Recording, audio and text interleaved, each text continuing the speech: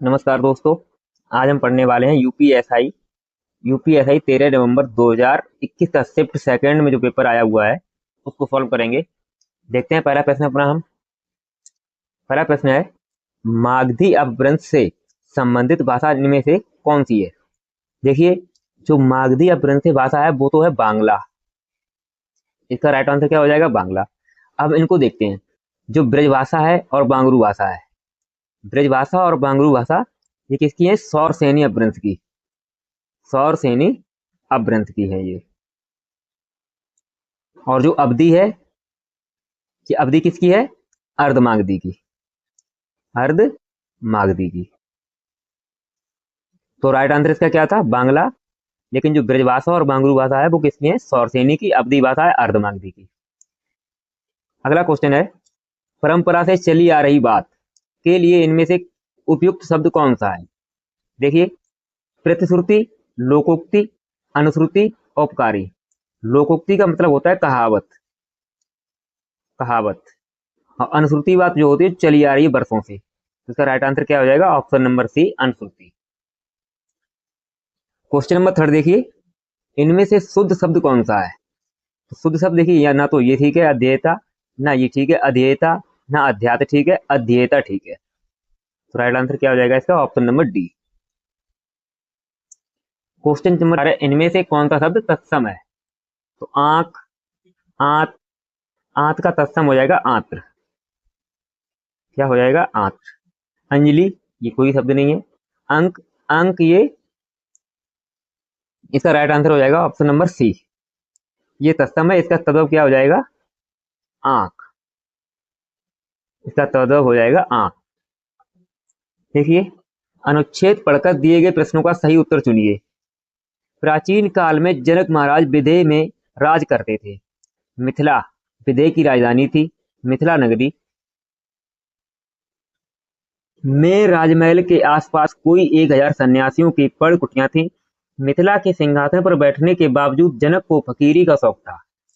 कहा जाता है कि महाराज जनक ज्ञानी थे। वे इस तरह राजकाज चलाते थे मानो स्वयं परमात्मा के विनयशील सेवक हैं। सुबह से शाम तक सारे राज्य का प्रबंध करते, शत्रुओं का पता करते, अपराधी को दंड देते, लोक कल्याण के उपाय करते, और इतना सब कुछ करने पर भी वे किसी सांसारिक कार्य में लिप्त नहीं होते थे। इसलिए लोग उनको विधेय जनक कहते थे। अब हम देते इसके प्रश्नों को।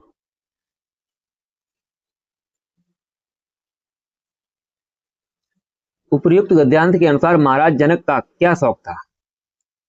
क्या शौक था? अमीरी का, फकीरी का। तो मुझे ऑप्शन मिल गया फकीरी का।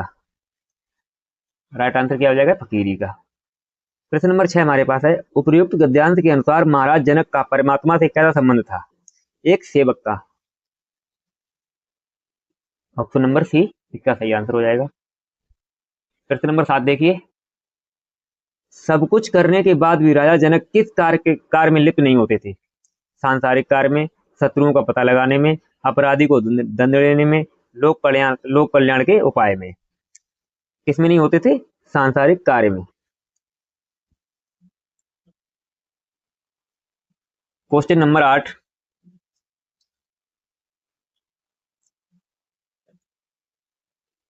देखिए, बांधा था विद को किसने इन काली जंजीरों से, मणि वाले फड़ियों का मुख क्यों भरा हुआ है हीरो से। इनमें से कौन सा अलंकार है? देखिए, बांधा था विद को किसने इन काली जंजीरों से, मणि वाले फड़ियों का मुख क्यों भरा हुआ है हीरो से। इसमें अतिशयोक्ति अलंकार है। कौन सा है? अतिशयोक्ति अलंकार। अतिशयोक्ति अलंकार क्या कहता है? जहां किसी बात को बड़ा चढ़ाकर कहा जाए, जहां किसी बात को बड़ा चढ़ाकर कहा जाए। विद को कहा इन काली जंजीरों से, मणि वाले फड़ियों का मुख क्यों भरा हुआ है हीरो से। यहाँ पर ये मुख की बात कर रहा है, हीरो से। हीरो में मतलब मुख में हीरे भरे हुए हैं। छोटी सी बात को बड़ा करके बताया गया, इसलिए यहाँ कौन सा अलंकार हो जाएगा? अतिशयोक्ति अलंकार। क्वेश्चन नंबर 9 देखिए, इनमें से कौन सा शब्द नदी का पर्यायवाची नहीं है? तो नदी का पर्यायवाची वो सरता है, अपगा है, निम्नगा है, लेकिन आपदा नहीं है। आपदा एक मुसीबत का पर्यायवाची है, परेशानी का। क्वेश्चन नंबर 10 देखिए, इनमें से समष्टि का विलोम शब्द क्या है? समष्टि का विलोम शब्द होता है व्यष्टि। क्या होता है? व्यष्टि। प्रश्न नंबर 11 देखिए, इनमें से हिंदी के प्रथम सूफी कवि कौन है? इनमें से हिंदी के प्रथम सूफी कवि कौन है? तो राइट आंसर हो जाएगा इसका सूफी कवि मुल्ला दाऊद। कौन है? मुल्ला दाऊद। अब मुल्ला दाऊद की प्रमुख रचना है चंदायन। कौन सी है? चंदायन। क्वेश्चन नंबर 12 देखिए, अनुनासिक स्वरों का अवतरण स्थान कौन सा है? अनुनासिक स्वर। अनुनासिक स्वर वो होते हैं जो नाक और मुंह से बोले जाएं।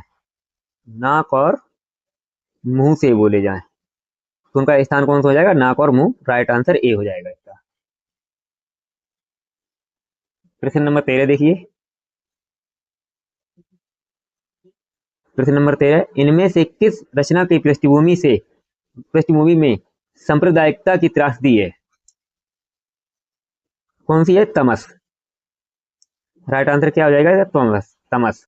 अब देखिए, जो तमस उपन्यास है, ये क्या है? एक उपन्यास है। इस उपन्यास के लेखक कौन है? भीष्मसेन साहनी। भीष्मसेन साहनी। उन्होंने कब लिखा था इसको? 1973 में। शेखर ए जीवनी, ये किसकी है? ये है अज्ञेय जी की। और करम मूवी प्रेमचंद की। और राग दरबारी श्रीलाल शुक्ल की। श्रीलाल शुक्ल की। और क्वेश्चन क्या था हमारा? इनमें से किस रचना की पृष्ठभूमि में सांप्रदायिकता की त्रासदी है? कौन सा उपन्यास है? तमस। प्रश्न नंबर 14 देखिए, बीती विभावरी जागरी अंबर पनघट में डुबो रही तारा घट ऊषा नगरी, इसमें इनमें से कौन सा अलंकार है? देखिए, यहाँ पर देखिए, अंबर में पनघट, मतलब पनघट, अंबर पनघट में डुबो रही तारा घट ऊषा नगरी। ऊषा नागरी, इसमें कौन सा अलंकार है? रूपक अलंकार। रूपक अलंकार क्या कहता है? जहां पर अभेद,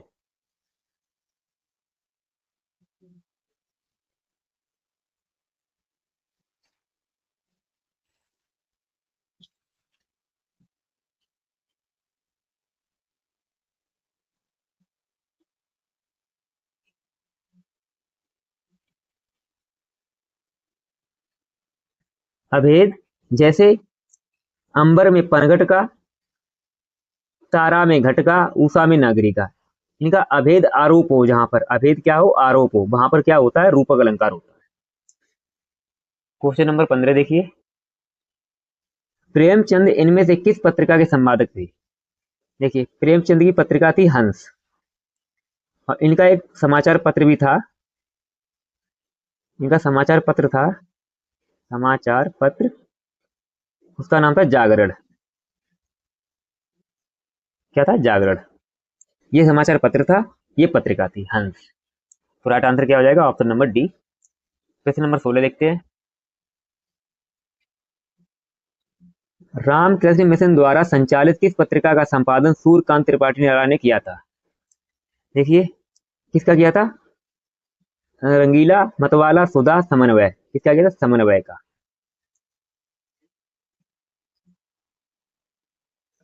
जो समन्वय पत्रिका थी, इसका संचालन कब किया था? 1922 में।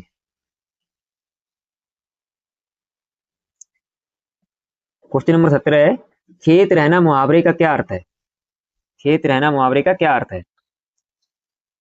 इसका राइट आंसर हो जाएगा वीर गति को पाना। ऑप्शन नंबर सी।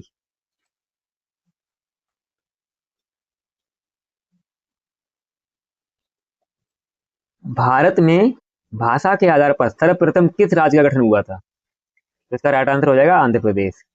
आंध्र प्रदेश पहला राज्य है, भाषाई आधार पर बनने वाला पहला राज्य है। इसका गठन कब हुआ था आंध्र प्रदेश का? इसका गठन हुआ था 1 अक्टूबर 1953 को। कब हुआ था? 1 अक्टूबर 1953 को। क्वेश्चन नंबर 19वां है, चंदायन इनमें से किस लोक कथा पर आधारित है? मैंने बताया था अभी आपको, चंदायन जो है वो किसकी रचना है? मुल्ला दाऊद की। किसकी है? मुल्ला दाऊद की। दाऊद। और ये चनैनी पर आधारित है, चनैनी लोक कथा पर आधारित है। तो राइट आंसर क्या हो जाएगा? Option number A. ये इनमें से कौन सा शब्द शत्रु का पर्यायवाची है? शत्रु का, कुमारगी नहीं, सारंग नहीं, कुपात्र नहीं, अरि। अरि दुश्मन का पर्यायवाची होता है। नाक का बाल होना, मुहावरे का क्या अर्थ है? क्वेश्चन नंबर 21, नाक का बाल होना देखिए क्या होना? अधिक प्यारा होना। ऑप्शन नंबर डी इसका राइट आंसर हो जाएगा। क्वेश्चन नंबर 22 देखिए, इनमें से बादल का पर्यायवाची शब्द क्या है? बादल का, बादल का नीरज नहीं, अनिल नहीं, नीरजा नहीं, नीरद। जो जल को धारण करने वाला होता है उसे क्या बोलते हैं? नीरद। बादल के और भी होते थे, अम्बुद, जलद, जलधर। ये किसके हैं? बादल के। मेघ, ये सारे किसके हैं? बादल के। क्वेश्चन नंबर 23, निम्नलिखित में से कौन सा ऊष्म व्यंजन है? तो ऊष्म व्यंजन कौन से होते हैं? सा, सा, सा और हा। तो इन चार में से कौन सा मिल रहा है? हा मिल रहा है। ये ऊष्म व्यंजन हो गया। राइट आंसर हमारा हा हो गया। क्वेश्चन नंबर 24 है, इनमें से कौन सा शब्द बहुवचन है? माता एक वचन, लड़का एक वचन, किताब एक वचन, प्राण। प्राण हमेशा बहुवचन में आते हैं। किसमें आते हैं? बहुवचन में। ऑप्शन नंबर बी हमारा सही हो जाएगा। Option number B. निम्न में से सही शब्द कौन सा है? सही शब्द कृतज्ञ, कृतघ्न, कृतज्ञ, इनमें से कोई नहीं। तो ऑप्शन नंबर ए हमारा राइट हो जाएगा, कृतज्ञ। कृतज्ञ हमारा राइट आंसर है, बिल्कुल सही आंसर है। क्वेश्चन नंबर 26 देखिए, निम्नलिखित में से किस व्यंजन का उच्चारण तालु से होता है? अब तालु से कौन से वर्ड आते हैं? तालु से चा वर्ड पूरा, चा वर्ड पूरा। जैसे प, च, ट, त, प। ये 5 वर्ड होते हैं, 5 होते हैं वर्ग। इसमें आता है के, टी, एम, दो। तो के, कंठ, तालु। तालु से कौन सा था? चावड़। अब चावड़ में क्या आता है? चा, छा, जा, झा। तो जा आएगा। ये राइट आंसर हो जाएगा इसमें, जा। क्वेश्चन नंबर 27 है, इनमें से कौन सा शब्द तत्सम है? कौन सा शब्द तत्सम है? देखिए, पंख ये तद्भव है, पारा तद्भव है, पकवान तद्भव है, पवन हमारा तत्सम है। पवन क्या है? हमारा तद्भव है। अच्छा, पंख का तत्सम क्या हो जाएगा? पक्ष। क्या हो जाएगा? पक्ष। क्वेश्चन नंबर 28 है, रीत काल को श्रृंगार काल इनमें से किसने कहा है? रीत काल को श्रृंगार काल इनमें से किसने कहा है? तो इसका राइट आंसर हो जाएगा Vishwanath Prasad Mishra. Option number A, Vishwanath Prasad Mishra ने कहा है रीत काल को श्रृंगार काल। क्वेश्चन नंबर, पहला ज्ञानपीठ पुरस्कार किस भाषा के लेखक को मिला था? तो पहला ज्ञानपीठ पुरस्कार था वो कब दिया गया था? 1965 में। किस भाषा के लिए? मलयालम भाषा के लिए, मलयालम लेखक के लिए। मलयालम में दिया गया था, मलयालम। मलयालम में कब दिया था? 1965 में। किसको दिया था? जी शंकर कुरूप को। जी शंकर कुरूप को। किस भाषा में दिया था? मलयालम भाषा में। राइट आंसर क्या हो जाएगा? Option number D. अगला प्रश्न है, हिंदी इनमें से किस परिवार की भाषा है? तो इसका आंसर सबको पता होगा, बहुरूपी परिवार की भाषा है हिंदी। ऑप्शन नंबर इसका राइट आंसर हो जाएगा। अगला क्वेश्चन है, इनमें से किस उपन्यास की पृष्ठभूमि आंचलिक है? कैसी ये आंचलिक है? किसकी है? देखिए, मित्रो मरजानी, करम भूमि, मैला आंचल, कुरकुर स्वाहा। तो किसका है ये? मैला आंचल। आंचलिक है, कौन सी है पृष्ठभूमि? मैला आंचल। अब देखिए, मैला आंचल किसने लिखी है? फणीश्वर नाथ रेणु ने। फणीश्वर नाथ रेणु ने लिखी है मैला आंचल ना? इनमें से भूगोल का विलोम शब्द क्या है? भूगोल का विलोम शब्द होता है खगोल। क्वेश्चन नंबर 33 है, सर्वनाम के कुल कितने भेद होते हैं? सर्वनाम के 6 भेद होते हैं। कितने होते हैं? सर्वनाम के 6 भेद। लेकिन सर्वनाम शब्द कितने होते हैं? सर्वनाम शब्द कितने होते हैं? सर्वनाम शब्द होते हैं 11। कितने होते हैं? 11।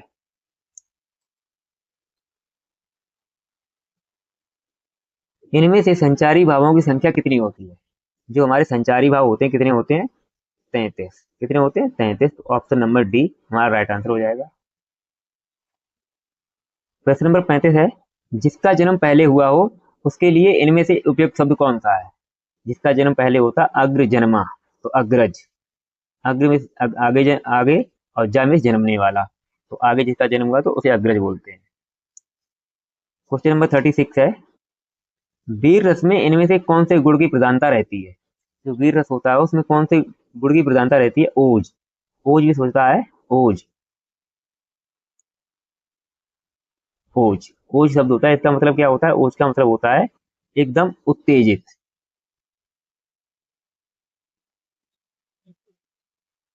तो कौन से गुण की प्रधानता रहती है इसमें? ओज शब्द की, ओज गुण की। आर्द्रक, आर्द्रक का तद्भव क्या है?